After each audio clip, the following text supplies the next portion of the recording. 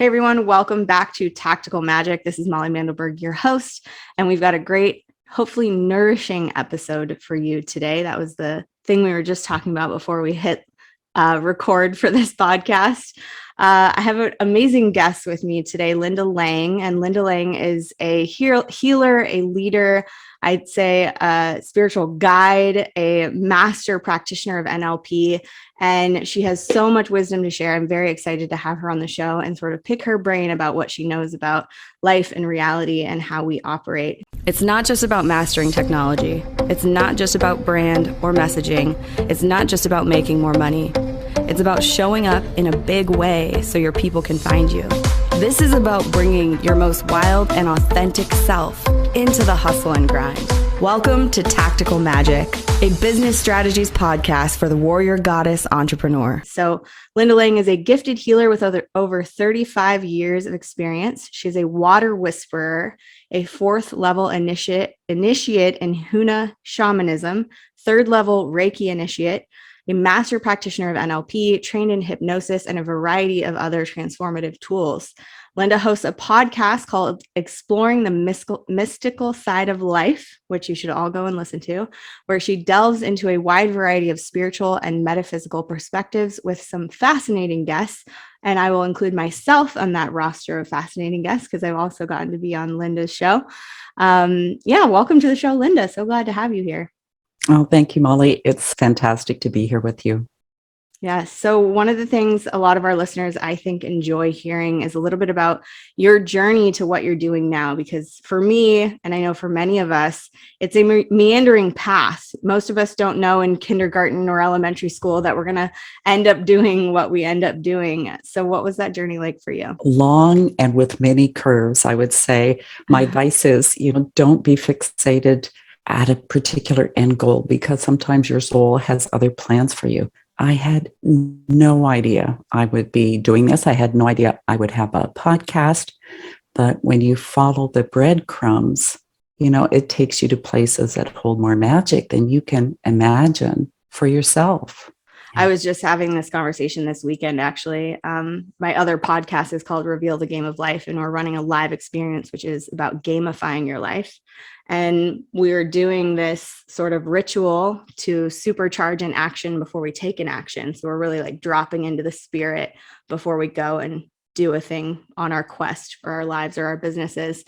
And as I did the process, a totally different action showed up. And that's exactly what it's like building a business like this, following our paths that we often don't even recognize or don't even realize the steps and the choices that are going to arise until we start walking that path. So yeah, it's totally been like that for me and in macro and micro ways for sure. And when you start your path, if you knew where you would end up, you would probably turn kicking and screaming and run the other way. Yes, there are definitely past versions of me that would not believe you if you told me what I was doing now.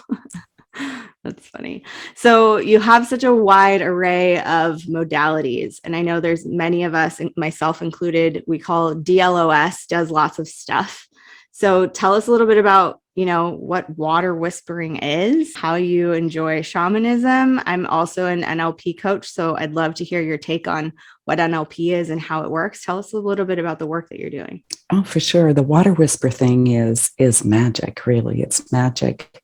It was probably about 2015 when I had been gifted a reading by a psychic from Sedona who never met me, didn't even talk to me. She sent me an email reading, and she talked about 2 energies I carry, and they're like gifts from spirit. And one of them was the diamond ray. And I started to work with that one first because at that very same time, I was gifted by a spirit guide portrait from a psychic artist in Australia. So within a week of each other, I had received the actual portrait and the reading. And in the portrait, there was this beautiful guide that one half was male and one half was female, and you put them together and they actually looked like me. And there was this intense energy coming into their heart space and also radiating from it. So I started to channel this energy experimenting first on myself and then with some guinea pigs and then with clients, right? And so probably about 6 months after I did that, I heard this voice that said, why don't you remolecularize water? And I just like stopped, right? I was in my kitchen. I stopped and I'm like, who said that? There's no such word as remolecularize, and I don't know how to do that. And then I just walked over to the counter to a glass of water and did it. And it actually tasted differently. And we did this on the call just before we hit record. I've done it on coffee, tea, soup, bath water, alcohol, you name it. It works on the replay. It works. A magical story. I've done a couple in Australia that we did a jug. They poured 2 glasses and they could taste the difference in each glass.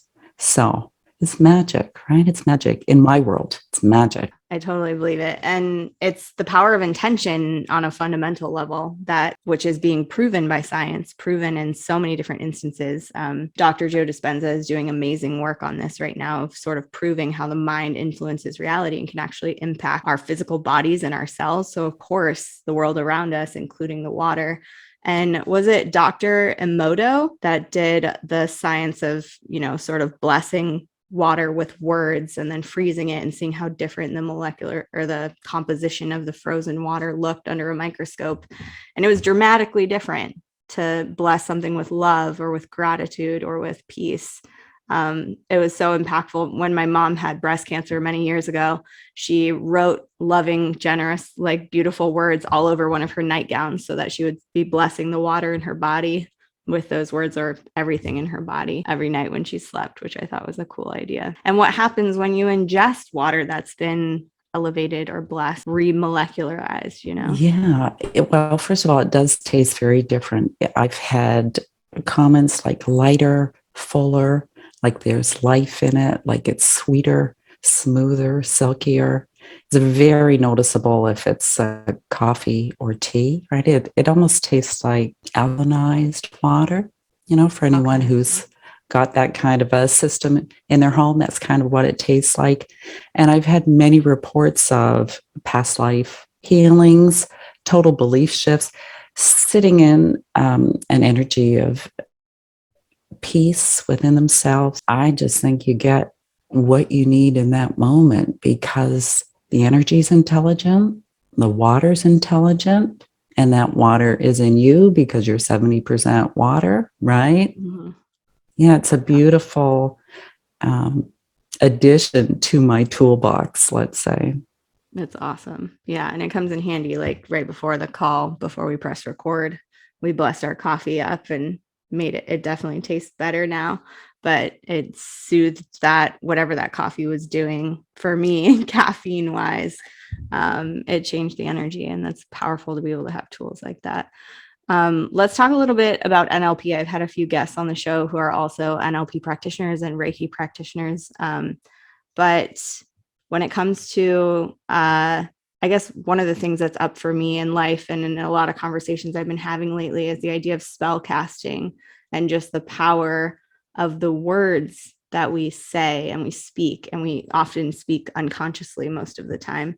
So yeah, would you tell us a little bit about how you see NLP and how it's been useful for you with clients and maybe useful for you in your own life too? And it's true, our words do have power and they carry energy. As an energy sensitive, I can feel the energy underneath the words and the energy in the space. And I can't tell you how many times people have come and had a session with me and they're saying one intention, and it's like your whole energy system does not believe you. NLP is a way of working with the unconscious mind and kind of shifting the perceptions that are stored in the unconscious, and often we are not aware of them. So it does take someone who is diligent, kind of deciphering the message, very observant, listening. And there does need to be a willingness, obviously, conscious willingness of a person. I know that NLP is used a lot in kind of sales marketing and things like that. But I do want everyone to know that have to be used in a manipulative way. It can be used for really positive change. I like to marry it with my Huna training because it works really powerful. In fact, I'll often use Huna. Tell us more about that process. Yeah, it's a shamanic tradition from Hawaii. And, some of these old ancient civilizations, the medicine men, they knew magic. They knew how to deal with energy. They knew how to work with the environment. And they weren't distracted from all the things that kind of pull our attention in modern day. So we can learn quite a bit from their techniques when we're open to it. I had never heard of Huna ever. In 2005, I was invited to a weekend workshop. So here we go, following the breadcrumbs, right? Mm-hmm. And in that weekend, I tasted the magic of Huna. I've had what would be called like an entity or an unconscious energy that wasn't mine stuck in my energy field, and I felt it burn out of me, and then I felt it burn back in just when he closed the process, and I had to go back to him on the break and get it pulled out. And I thought that was really interesting because they might be unconscious thought forms or energies, but they do have that purpose as well. They do have a purpose in life, and they just get kind of misguided as to thinking where they can fulfill it, right? So that was a pretty interesting experience, and we had this beautiful higher self connection where you can actually put your hands above your head and feel your higher self, right here, and then we bring it inside, and it's totally unbelievable. And even people that, think they've experienced, they're like, wow, because it's like such a different state of being. So those two things really convinced me of the power of Huna, but I wasn't willing to live it. I understood, it's not just a course you take, it's a way of life, right? Mm-hmm. It was probably 2010, maybe, where I had kind of a weird experience, which we talked about earlier with access consciousness. And I wanted to have a real sense of knowing within myself, right? I thought I had it before that. And I knew that Huna was the way to do that. So then I stepped onto the path. I've been to Hawaii 5 times for training. And it's part of my life every day. And there are some really magical ways of transforming energy. I personally had a phobia. That first trip to Hawaii, I had this phobia that I didn't know I had. I discovered a phobia. I'm like 50 some years old, and it's like, where did this come from? And I actually went to an assistant in the training and asked for a Master Practitioner of NLP, because I wasn't that back then, because I know that there is a phobia release in Master Prac. Mm-hmm. And he said, why don't you use Huna? And I'm like, I didn't know I could. I'm a newbie, right? Mm-hmm. And he just pulled it out in like maybe 35 seconds, maybe. Gone. It was wild. Wow. That's amazing. Yeah. I love tools that work really fast. And then you're kind of standing there going, am I really that different all of a sudden? And you look around and you are. And then your life goes on and proves that to you as you move forward. It's amazing. That's magic too, right? Yeah, it is. It's magic. And magic is real. And I think hopefully people who have been listening to this podcast get that by now. But yeah, we love more stories of it, more proof of miracles, so that we can start to, look for that in our lives and find more of it. Because if you don't believe in it, you'll never experience it. And the only way to prove it wrong is to entertain the idea of believing in it and see if you don't find something miraculous in your life. Yeah, at least be curious that maybe it's possible, right? And how does it get any better than this? So tell us a little bit, because you work with clients and you have a beautiful podcast. Where are people generally when they come to you, when they're looking for your services and they come to work with you? What are they struggling with? What are their biggest challenges? Yeah, I think they're a little discouraged maybe in life or dissatisfied, wondering kind of, is this it? They've lost the magic, right? They don't, everybody says, everything you need is inside you. And they're like, what? They don't know how to access it, right? They don't know what their gifts are. They're struggling to find their purpose, to live a life that brings them joy and fulfillment. That's where they are when they come.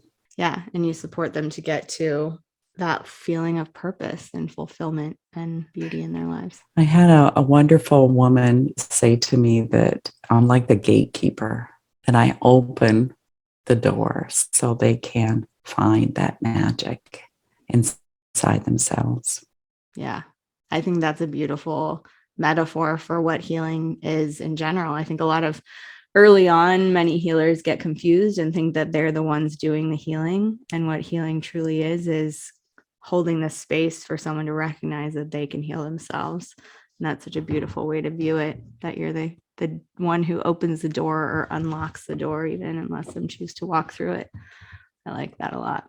So are there any interesting stories from working with your clients or any miraculous things that have happened that you think would be fun for people to hear about? Tons. So I want to really tell people that, the change can happen on a physical level, mental, emotional, or spiritual level.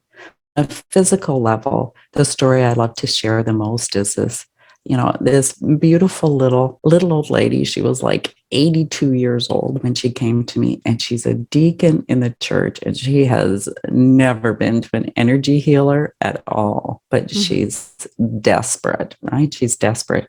She is in so much pain because she was on a waiting list for double hip replacement, and it was going to be some time before she could actually have the surgery. And I mean, can you imagine having to relearn how to walk and like that whole 9 yards, right? Afterwards, she came because she wasn't sleeping more than 2 hours a night because she was in so much pain, and she was really struggling.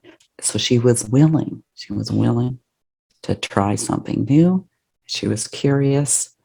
She came 4 times. The first time she came, she went home and slept for 10 hours straight, got up, had something to eat, and went back to sleep for another 2 hours. Wow. She never needed her double hip replacement, which is amazing. And just to give an idea to the listeners, how the body stores emotions. She had all this unresolved grief because she had one son, her only child, very close with him. He was a fireman. She was so proud of him. He drowned, he had saved someone and then jumped back into a river to save their dog. The adrenaline rush, but he was exhausted and he drowned. And she never got over it. 15 years of like absolute grief that if she thought about him or heard his name, she would burst into tears. And if you think about your hips as the pelvic girdle, makes total sense that that's where her grief would be stored. So we worked on that grief, and it was hard for her because she did not want to let it go, because she thought if she let it go, she would be disrespecting her son. And, it was a good experience, I think, for both of us, but amazing that she never needed the operation after that. She's passed on now. She was like, 95 or something when she passed on, never having the hip replacement. It's a beautiful story. And just speaks to how interconnected the body and the mind and the spirit are, and how there's so much to, I think, unpack when we're having physical discomfort or symptoms. Like, yes, take care of your body. Yes, go to the doctor if you need to, and look at what your body is trying to tell you, because oftentimes there's a message in there. And it sounds like the message for her was that it's time to let things go. It's time to heal so that your body doesn't have to hold all of that for you. and you don't have to keep carrying it because it's causing harm. So that's really beautiful, and such a good reminder for everyone, I think, to look at what is it that we are ready to let go of, and where are we carrying things longer than we need to, and how much happier and more whole could we be physically, mentally, and emotionally and spiritually if we were willing to look at those hard moments and put them in the light and see what else is possible. Yeah, it's time to change that story that we're telling ourselves and everyone else about who we are and what life is. That message of grief is actually coming up a lot in different realms of life for me lately. So I think that's an important note to hit on too, is we think grief is so valuable. It's so a part of the process of healing and recovering and recognizing loss and allowing loss in our lives. And when we're going through hell, I forget who said this, when you're going through hell, don't set up camp. Keep going through hell if you're in it. So it's like, if you're in the grief process, feel it, allow it, be with it, and allow it to evolve and change. And when glimpses of light and joy come into your life, embrace them, allow yourself to feel them. It's not your job to continue grieving if you're in the grieving process. One of my dear cousins lost her husband suddenly in the past year, and she just put a post up on social media recently talking about how it feels like almost dishonoring of him, or she feels guilty or something like that around letting the grief go or coming to moments without it or something like that.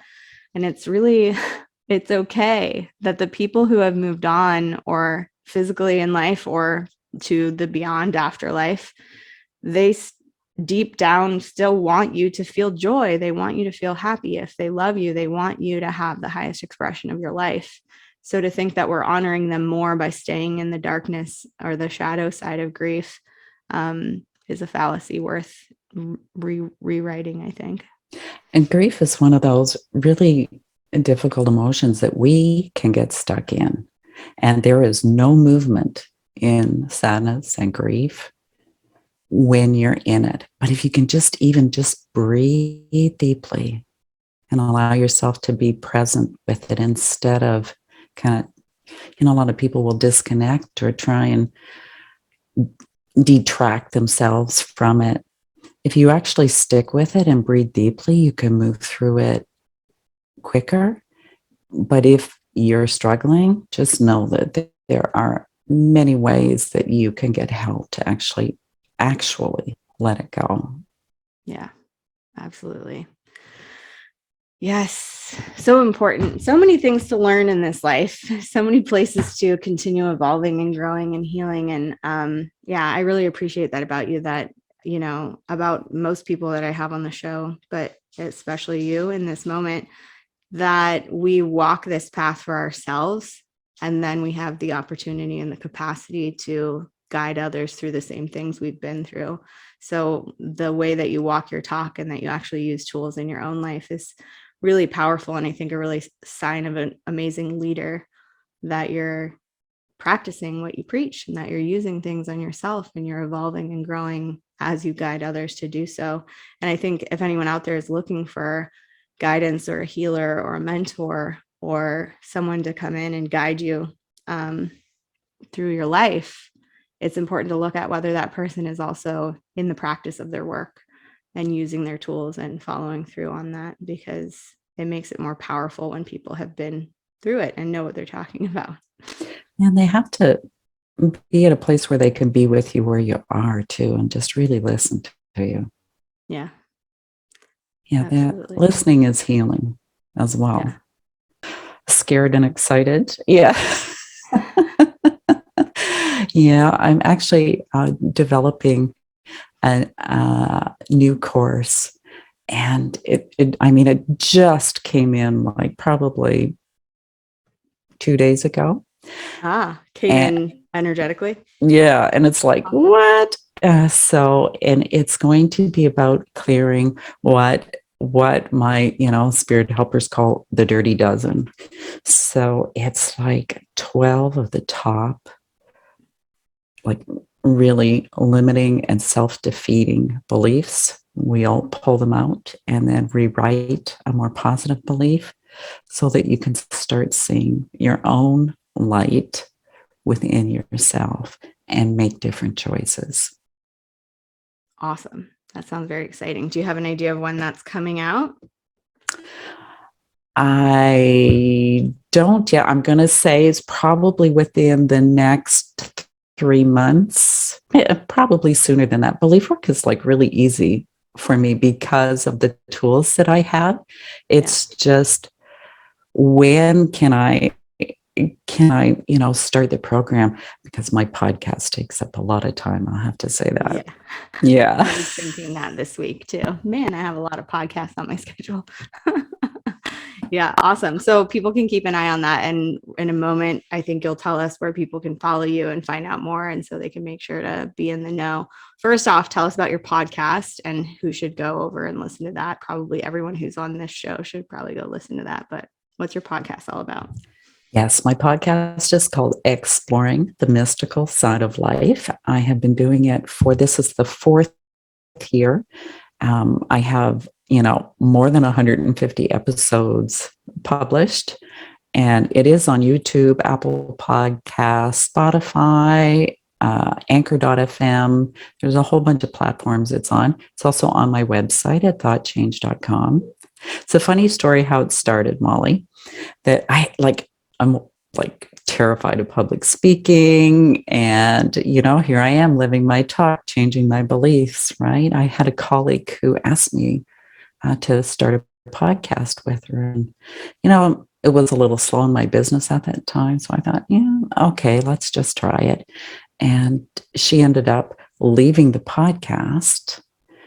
And because I had this crazy sense of commitment, I still kept doing it and took interviews with people that just, really impressed me. And here I am, probably 3 years after my previous co-host left, still doing interviews. And I mean, I don't have to ask for interviews. I have so many people wanting to be on the podcast, always really deep conversations. You'll learn something. You'll think a new way about something, or you'll start your own exploration in your own life to kind of help you expand your box of what's possible. Awesome. Yeah, super awesome. So anybody who's listening to this podcast, you're probably a great fit. So go find Exploring the Mystical Side of Life, click subscribe, download a few episodes, listen to them, see how you like it. And if anybody, I'm sure there are people out there who are wondering, how can I work with Linda? Where do I find out more? So what's your website? What social platforms are you posting on? How can people follow you? Yeah, so the website is thoughtchange.com, and feel free to book a free 15-minute discovery call. I have a beautiful gift too that's called Learning to Listen, and because that's the foundation, right? Learning to listen to your own inner knowing, your own innate wisdom, your own intuition. So I encourage you to download that. You can, message me there. I'm on Facebook, Twitter, Instagram, YouTube. I have my own personal channel. I'm on Meshed Media as well. I'm redoing some of my videos from YouTube and putting them on Meshed Media. It's a social media platform that hosts videos. Yeah, you'll find me. You'll find me. Yeah. Great. Thoughtchange.com, and we will make sure to put that link in the show notes and invite people to go check that out. Any last words of wisdom you want to share with the world before we pop off? Yeah. So I would just say to just stop for a moment, take a nice deep breath, maybe close your eyes and just find that light within yourself and radiate that out into the world today. I'm vibing in it. Yeah. Yes. Feels good, doesn't so it? Much. It does feel good. And it's, just the attention we put on that light and how we want to expand it makes a huge difference in how it shows up in our lives. Molly, thank you so much for having me as your guest. It was an absolute honor to be here with you and to share a little magic with you and your guests. Thank you, Linda, so much for being on the show and for sharing your magic in the world. It's a gift to get to know you. And hopefully we'll find more ways to collaborate and share space together in the future. And for everyone out there listening, thank you so much for being a podcast listener. We love you. If you haven't already, please subscribe to the show, share this episode with a friend who you think might need to hear it. And whatever happens, keep asking big questions and taking bold action, because you are here for a reason. Bye.